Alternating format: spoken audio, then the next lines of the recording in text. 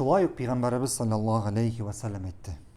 Leysel gina an kesretil arad. Velakinnel gina ginan nefs. Baylık ol zor kulemli mal tugel. Ama şın baylık ol can baylığı. Ama şın baylık ol can baylığı.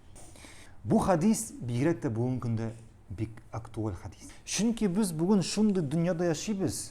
Kayda kubimizin maksatı, turmuş maksatı ol dünya baylığı jiyu. Kişilerin bugün en çok kızıktırgan narsa ol baylık. Yurt baylığı bolsun, ol başka baylık bolsun, yani baylık jiyu, baylık toplav, yurt salu hem başkası, hem başkası. Hem kızganışka karşı kişiler öyle şın baylık ol şu dünyada jilatıran baylık deyip. Yani akşa, mal, maşina hem başkası, hem başkası. Yani kişi öyle şu baylıkla jigaş, şu baylıkla jigaş, şu dünyavi baylıkla jigaş, ol şundan da indi şın bakitka erişe, şu baylıkның temin tatıyı deyip öyle. Kızganışka karşı bu bik zor yalgışlık. Çünkü şın baylık Peygamberimiz sallallahu aleyhi ve sellem etti, ol şın baylık zor kulemli mal tugul dedi. Şın baylık ol can baylığı dedi. Bugün barımızda görəbiz.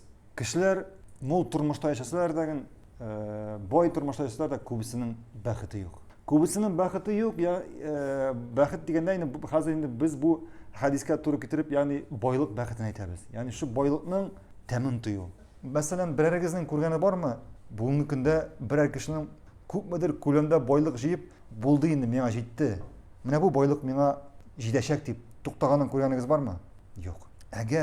Agar kishinin qo'lina yer sharining yortisin olib kelib bersalar edi bir qo'lina, ularning bilan tinchlanir edimi?